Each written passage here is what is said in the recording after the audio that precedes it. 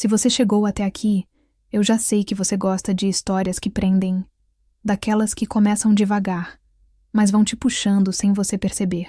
Então, deixa eu te pedir uma coisa rápida. Se inscreve agora no canal. Sério.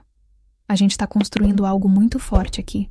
Uma comunidade de pessoas que gostam exatamente desse tipo de narrativa, intensa, envolvente, diferente de tudo.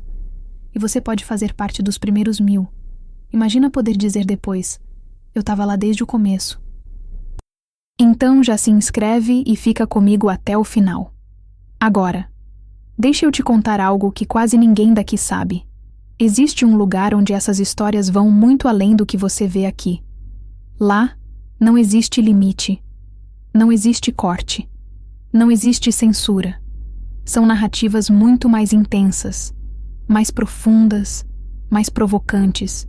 Histórias entre duas mulheres que exploram o desejo, a tensão, os olhares, os momentos que aqui a gente só pode sugerir. Mas lá, você realmente sente cada detalhe. Todo dia entra uma história nova. Todo dia uma nova conexão, uma nova obsessão, um novo tipo de relação que mexe com a cabeça. E com o corpo também. E o melhor, só quem entra no grupo tem acesso. Se em algum momento você já sentiu que queria mais. Mais intensidade, mais proximidade, mais liberdade nessas histórias, então o caminho já está pronto para você. O link está na descrição. Mas entra sabendo, depois que você começa, é difícil querer voltar. Eu nunca fui o tipo de pessoa que acredita em karma. Sempre achei que o universo era indiferente demais para se preocupar com a nossa moralidade. Você faz o que precisa fazer, paga as suas contas, sobrevive. Simples assim. Mas então eu conheci Eduarda. E comecei a suspeitar que o universo tinha, sim, um senso de humor bastante cruel. Tudo começou com um telefonema numa terça-feira chuvosa, quando eu já estava com o casaco no braço e a cabeça em qualquer lugar menos no escritório. Tinha sido um daqueles dias que não pedem licença, só chegam e te enchem de pequenas derrotas.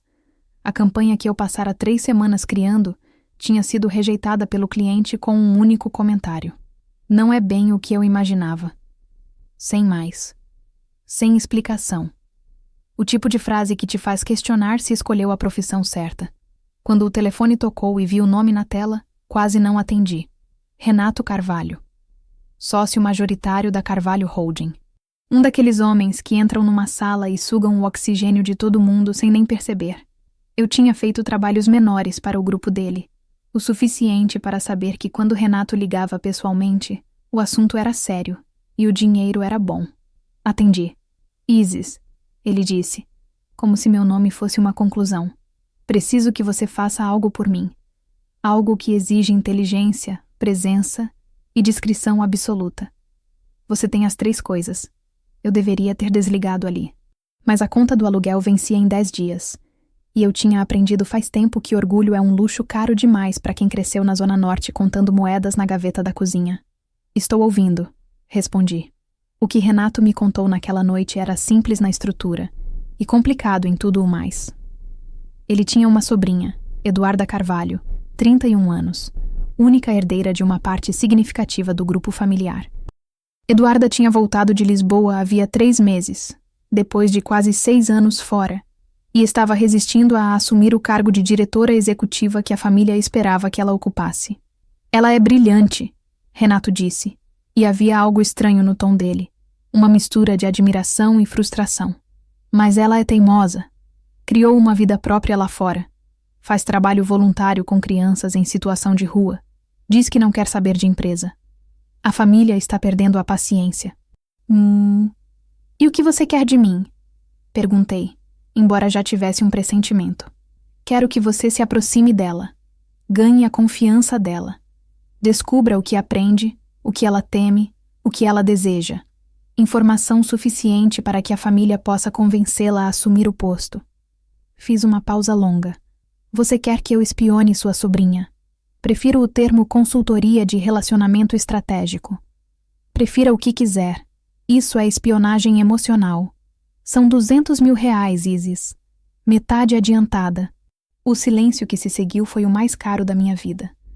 Não porque eu disse sim imediatamente, mas porque fiquei em silêncio tempo demais, e Renato era inteligente o suficiente para saber que silêncio longo não é recusa.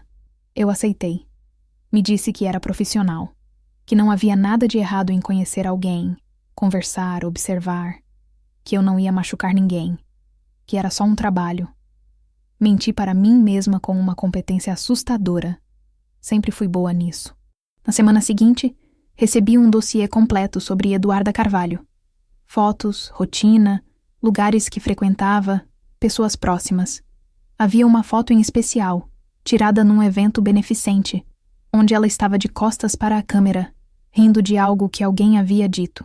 O cabelo dela era castanho claro, levemente ondulado, e havia qualquer coisa na leveza daquele riso que me incomodou de um jeito que eu não soube nomear na hora. Guardei o dossiê. Estudei cada página como se fosse uma campanha publicitária. Identifiquei os pontos de entrada. Biblioteca Pública da Aclimação às quartas-feiras. Café perto do projeto social onde ela atuava como voluntária. Parque do Ibirapuera aos sábados de manhã cedo. Planejei tudo com cuidado cirúrgico. O que eu não planejei foi ela.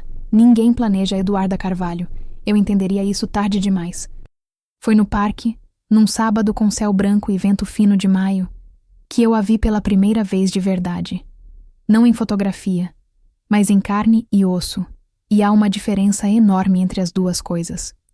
Ela estava sentada num banco perto do lago, com um livro aberto no colo que claramente não estava lendo, porque os olhos dela estavam fixos na água. Havia uma criança correndo perto dela, a mãe gritando o nome da menina ao longe, e Eduarda sorriu para a cena sem perceber que estava sorrindo. Um sorriso pequeno, involuntário, daqueles que aparecem antes da pessoa decidir deixar aparecer. Eu parei no meio do caminho. Tinha ensaiado uma abordagem. Deixar cair algo, pedir informação, qualquer pretexto banal que abrisse uma conversa natural.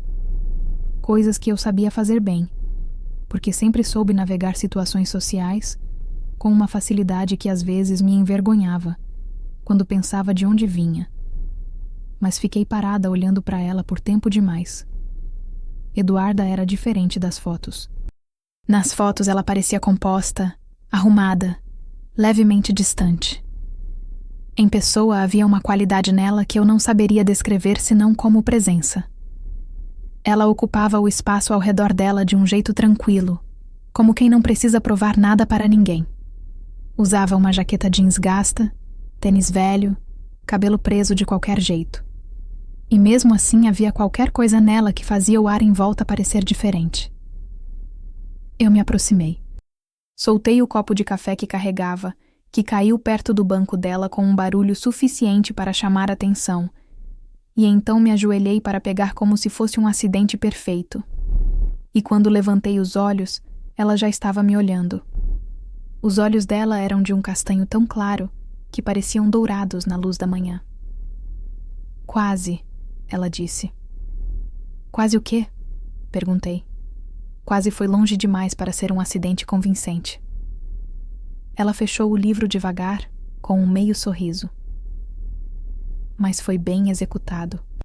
Eu não soube o que dizer, e eu sempre sei o que dizer. Pode sentar, ela falou, inclinando a cabeça para o espaço vazio no banco. Se quiser. Sentei. Não porque era o plano, mas porque as pernas me pediram isso antes que o cérebro pudesse vetar. E foi assim. Sem drama, sem cerimônia, sem nenhum dos roteiros que eu tinha preparado. Comecei a conversa que mudaria absolutamente tudo na minha vida, num banco de parque num sábado de maio, com um café derramado na mão e o coração batendo de um jeito que eu fingi não perceber.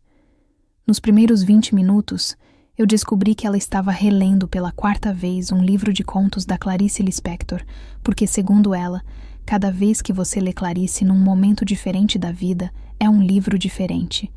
Que ela tomava café sem açúcar, mas com um pouco mais de leite do que o normal.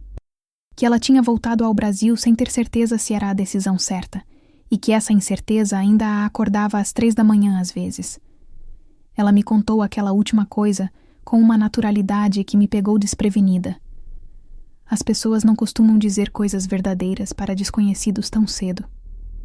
Eu sabia disso melhor do que ninguém. Por que você está me contando isso? Perguntei, antes de conseguir segurar. Ela me olhou por um momento. Porque você não perguntou, ela respondeu. Quase todo mundo que eu encontro pergunta como foi morar em Lisboa, se eu sinto falta, se valeu a pena. Você não perguntou nada, ficou só ouvindo. Isso é raro. Eu senti alguma coisa apertar dentro do peito. Algo que não deveria apertar. Porque ela estava certa. Eu não tinha perguntado nada. Tinha ficado ouvindo de verdade, sem calcular, sem anotar mentalmente para o dossiê, sem estratégia, simplesmente ouvindo. Porque a voz dela tinha aquela qualidade estranha de fazer o tempo desacelerar. Nos dias seguintes, voltei ao parque. Depois ao café perto do projeto social, onde, fingindo trabalhar no meu notebook, a vi chegar, sentar, pedir o de sempre sem olhar o cardápio, abrir o caderno e escrever com uma concentração tão intensa que parecia que o mundo ao redor dela simplesmente deixava de existir. Na segunda vez que nos encontramos, ela me viu antes que eu pudesse fingir surpresa. Você de novo, ela disse. E havia um calor naquilo que me desarmou completamente. Coincidência, respondi. Ela inclinou a cabeça, estudando meu rosto com aqueles olhos dourados. Você parece o tipo de pessoa para quem coincidências não existem. Ela estava certa de novo. E eu estava começando a perceber que Eduarda Carvalho enxergava as pessoas de um jeito que me fazia sentir transparente de um modo que nunca havia me sentido antes. E que havia uma parte de mim, pequena, mas crescente, que não queria mais ser opaca para ela. Isso era perigoso. Eu sabia que era perigoso. Continuei assim mesmo. Nas semanas que se seguiram, nos tornamos algo que eu não tinha nome para definir. Não amigas ainda, mas mais do que conhecidas. Nos encontrávamos quase que naturalmente no café, no parque, uma vez numa livraria no centro onde eu realmente estava por acaso, e ela também.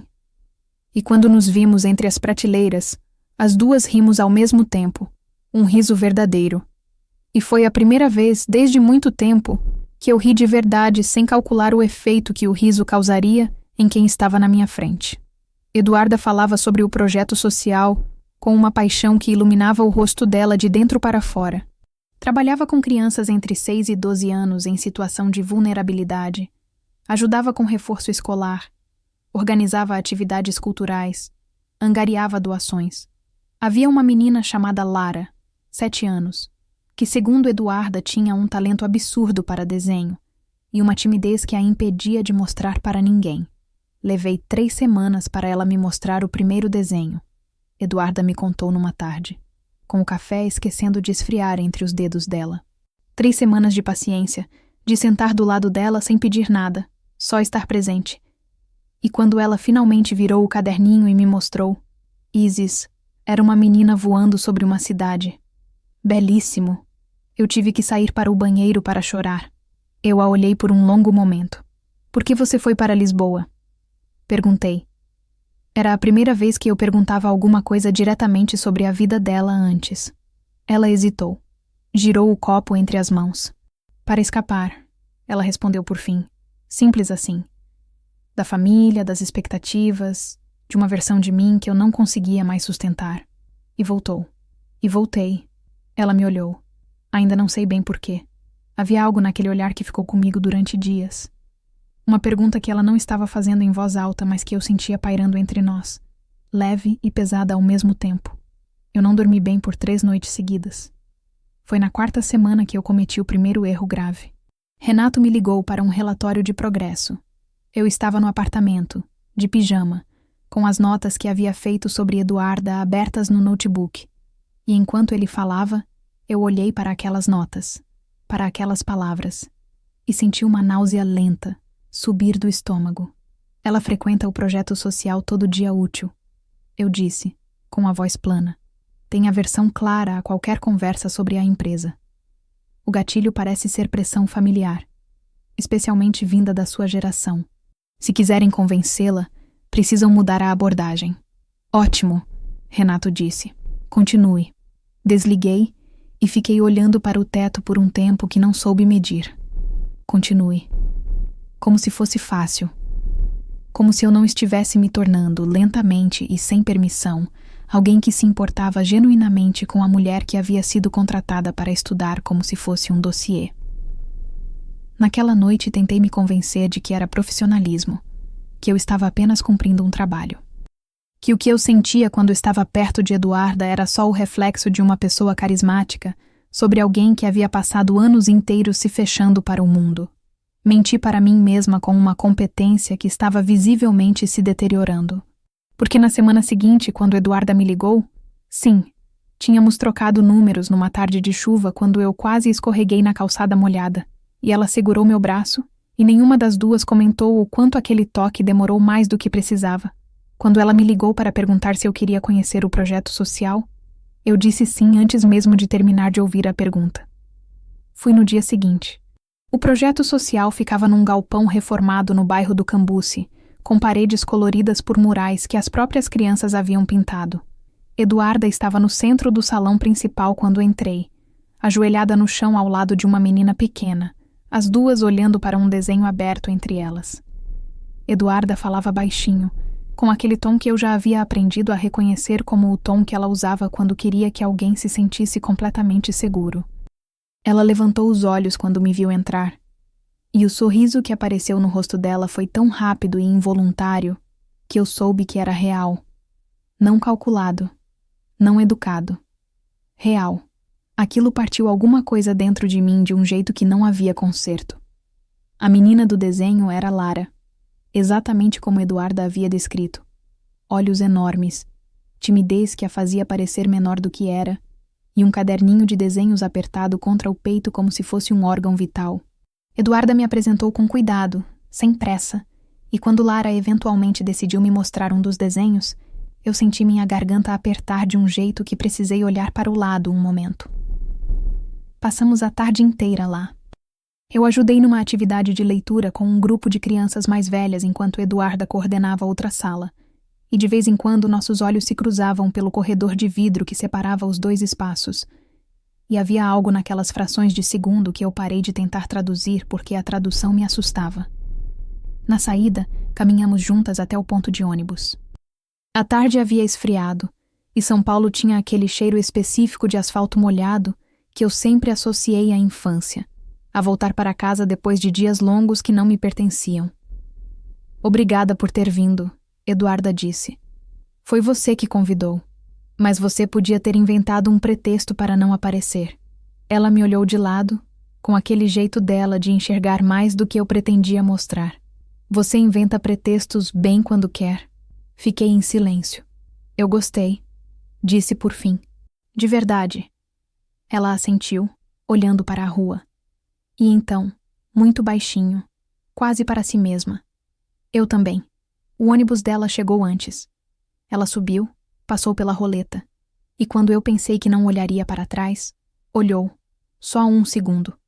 Só um olhar pela janela enquanto o ônibus começava a se mover. Fiquei no ponto muito depois do ônibus sumir. A cidade ao redor fazia seu barulho de sempre, indiferente, mas eu estava parada no meio de tudo isso com o coração fazendo uma bagunça que eu não sabia mais como ignorar. Fui para casa. Abri o notebook. Olhei para o dossiê de Eduarda. E pela primeira vez desde que havia aceitado aquele trabalho, não consegui escrever uma linha sequer. Nas semanas seguintes, as coisas entre nós mudaram de uma forma que não cabia em nenhuma categoria que eu conhecia. Não era amizade, embora houvesse amizade dentro disso. Não era flerte, embora houvesse tensão dentro disso também. Uma tensão que nenhuma das duas nomeava, que vivia nos silêncios entre as frases, nos toques que duravam um segundo a mais, nos momentos em que uma das duas começava a dizer algo e depois escolhia não terminar.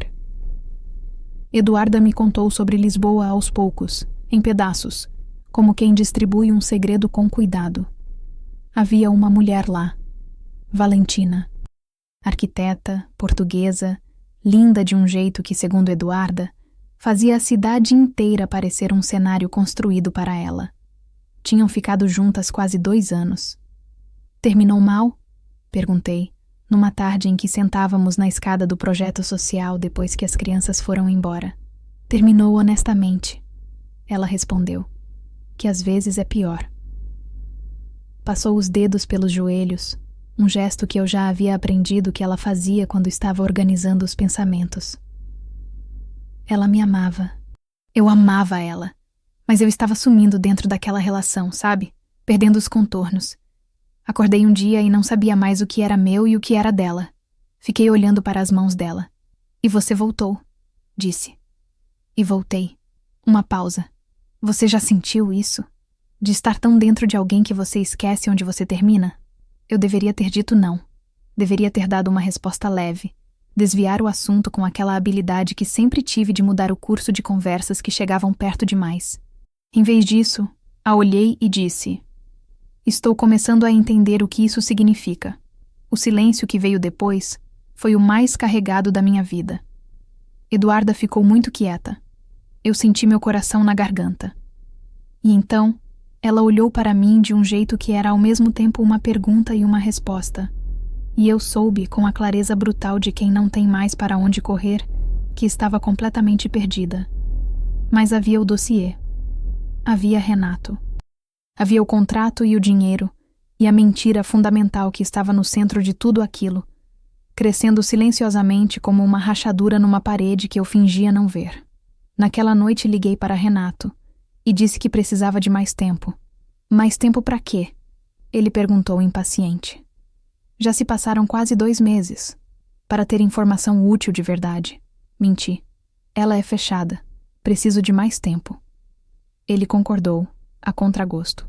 Desliguei e fiquei olhando para o teto com a sensação exata de quem está em areia movediça e continua fazendo movimentos que a afundam mais.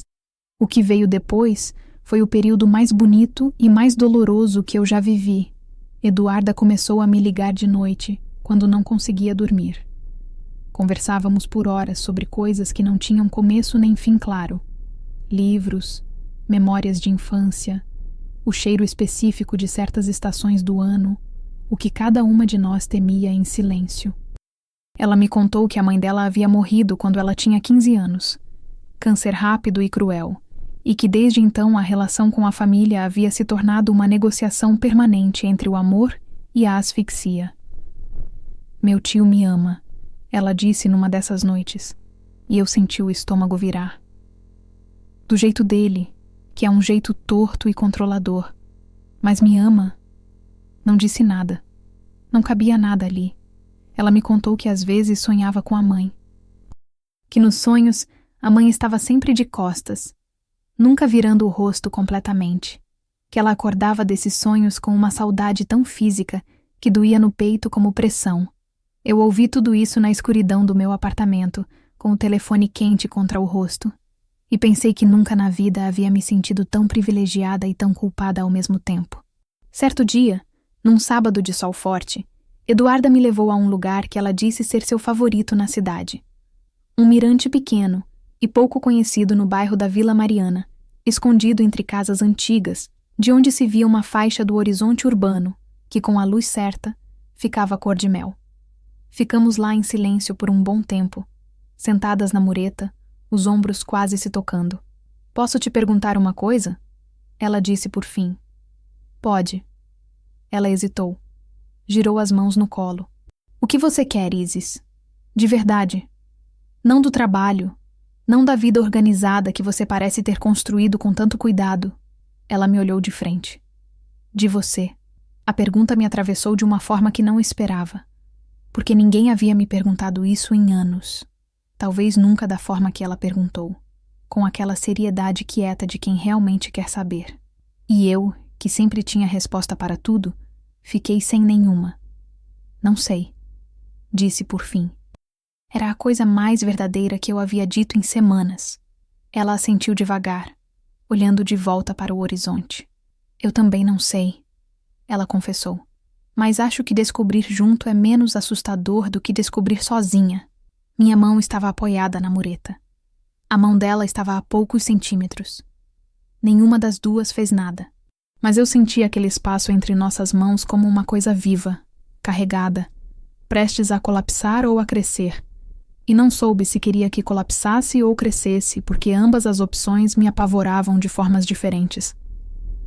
Voltamos para a cidade no fim da tarde em silêncio. Um silêncio que não era vazio.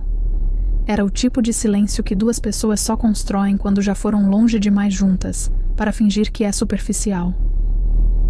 Naquela noite, Renato me mandou uma mensagem. Precisamos nos encontrar. Há uma reunião familiar semana que vem. Precisamos do que você tem. Fiquei olhando para aquela mensagem por um tempo que não soube medir. Depois olhei para a janela, para as luzes da cidade lá fora, para o reflexo vago do meu próprio rosto no vidro. Eu tinha um problema sério. Eu estava apaixonada por Eduarda Carvalho. Não era algo que havia decidido. Não era algo que havia planejado, construído, permitido conscientemente. Havia simplesmente acontecido, silencioso e inevitável, como uma estação mudando. E agora estava ali dentro de mim, enorme e inconveniente e completamente real. E eu não sabia mais o que fazer com o contrato, com Renato, com a mentira que havia se tornado a fundação podre de algo verdadeiro. Encontrei Renato 2 dias depois num restaurante discreto nos Jardins. Ele estava de terno, eficiente, com aquela energia de homem que mede cada segundo em termos de produtividade. Contei o mínimo. Que Eduarda era resistente por questões emocionais relacionadas à morte da mãe e a sensação de que a família queria controlar sua identidade. Que a abordagem da família estava sendo contraproducente. Que pressão direta não funcionaria. Então o que funciona? Ele perguntou. Dar a ela a sensação de escolha, disse. Ela precisa acreditar que está decidindo por si mesma.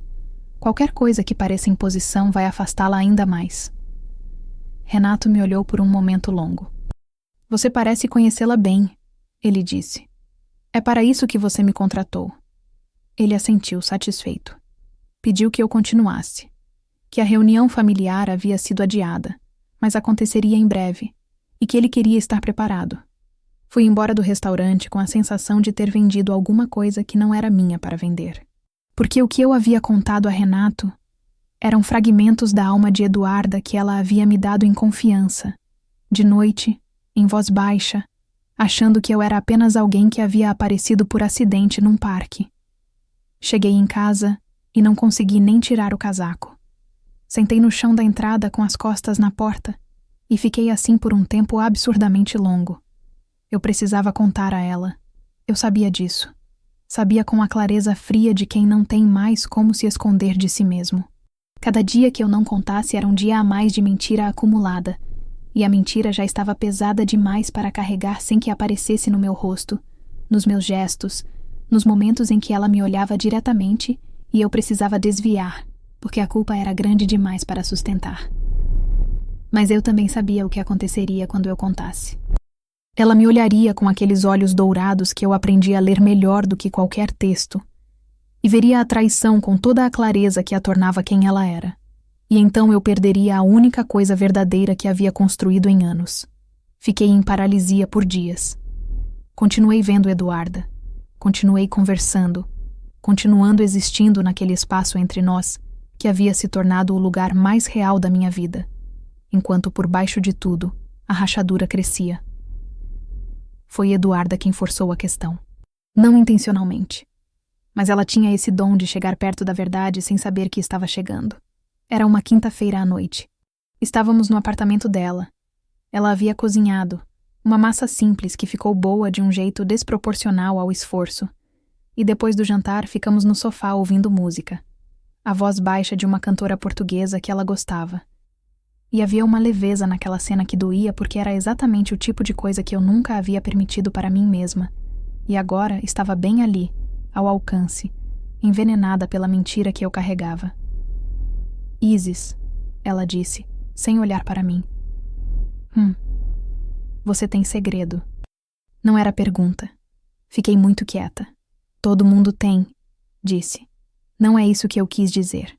Ela se virou para me olhar. E havia algo diferente naquele olhar.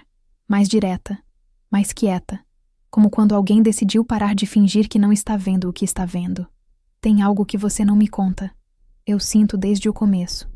Fui deixando porque o que existe entre a gente parecia real o suficiente para eu decidir confiar de qualquer forma.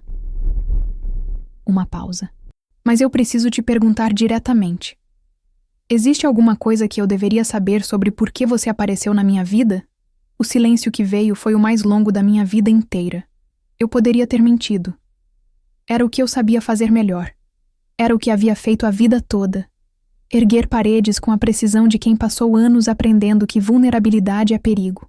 Eu poderia ter desviado, suavizado, transformado a verdade numa coisa menos destrutiva, comprado mais tempo. Mas ela estava me olhando com uma honestidade tão absoluta que mentir para aquele olhar seria a coisa mais covarde que eu já havia feito. E eu já havia sido covarde demais. Sim, eu disse. A palavra saiu pequena e pesada ao mesmo tempo. Existe. Eduarda não se moveu. Esperou. Eu contei tudo.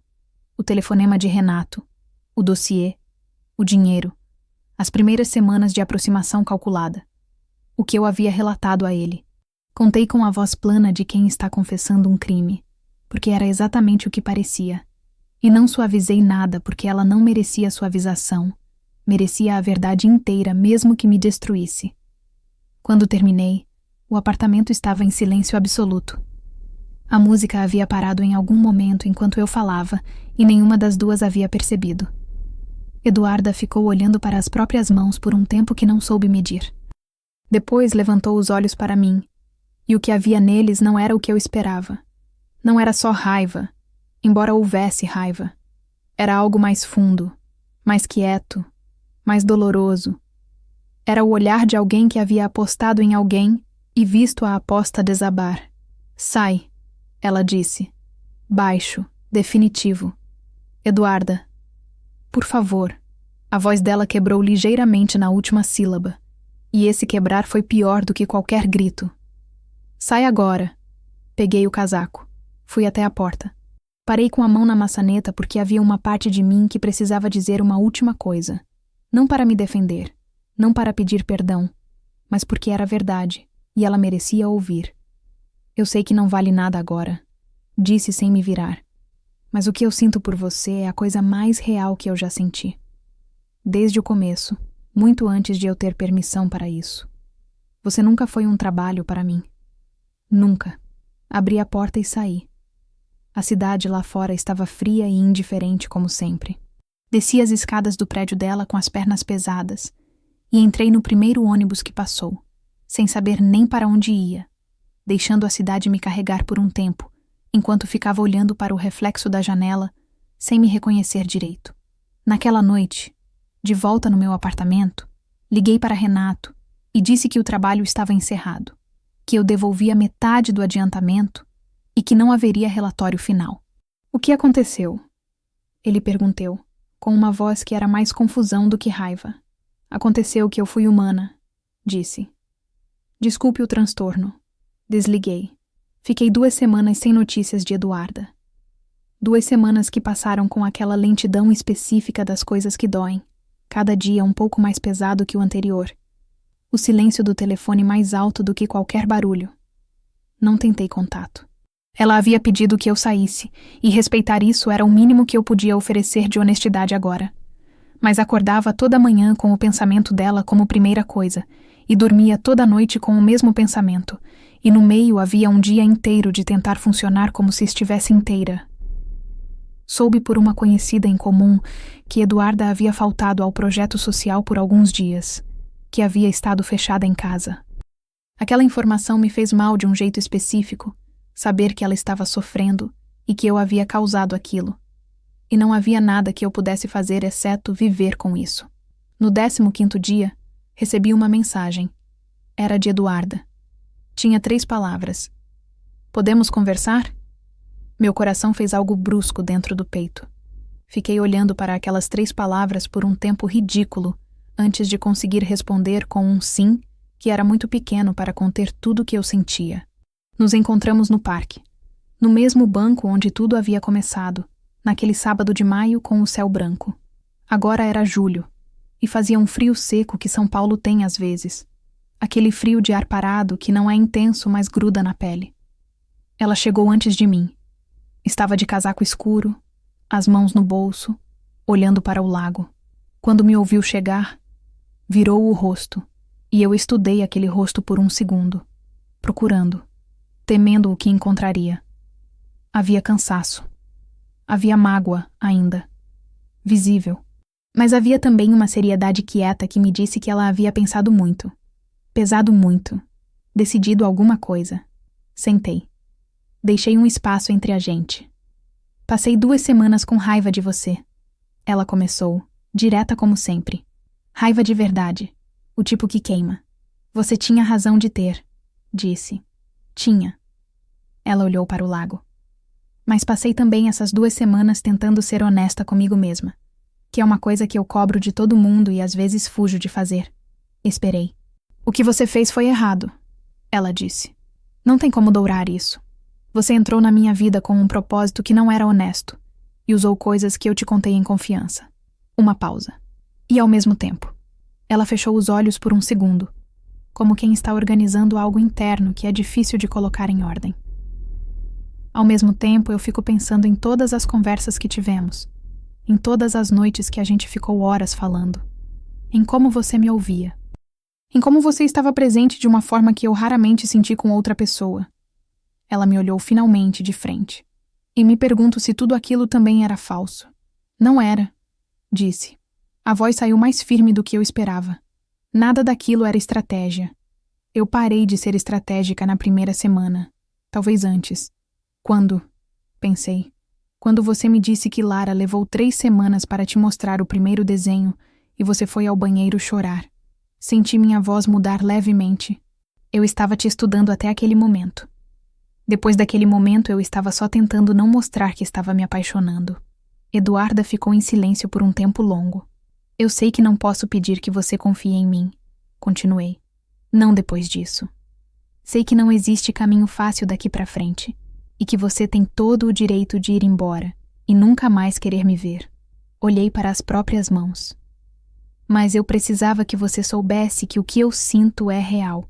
E que eu contei a verdade naquela noite não porque era o cálculo mais inteligente, mas porque te mentir havia se tornado a coisa mais impossível do mundo. O parque ao redor continuava seu barulho suave de final de manhã. Crianças ao longe. Pássaros. O lago quieto. Eduarda ficou olhando para mim por um tempo que eu não tentei preencher. Então ela fez uma coisa que eu não esperava. Estendeu a mão no espaço entre nós. A palma para cima. Quieta. Esperando. Meu coração parou 1 segundo. Coloquei minha mão na dela. Os dedos dela se fecharam em volta dos meus com uma suavidade que era ao mesmo tempo perdão e aviso, cuidado e limite. Começo e reconhecimento de que começos custam caro. Não vai ser simples, ela disse. Eu sei. Eu ainda estou com raiva. Tudo bem. E você vai precisar ser muito mais honesta do que você sabe ser. Vou aprender. Ela olhou para nossas mãos juntas por um momento. E então, muito devagar, encostou o ombro no meu ombro. Não disse mais nada. Eu também não. Ficamos assim no banco, olhando para o lago, enquanto o frio de julho passava por cima de nós sem nos separar. Não era um final de filme. Não havia música crescendo, nem resolução limpa, nem garantia de nada. Era só 2 pessoas sentadas num banco. Uma delas aprendendo a ser honesta, a outra aprendendo a confiar outra vez. As 2 sabendo que o caminho à frente era longo e incerto, e cheio de coisas que ainda precisariam ser ditas. Mas nossas mãos estavam juntas. E aquilo era real. E pela primeira vez em muito tempo, real era o suficiente.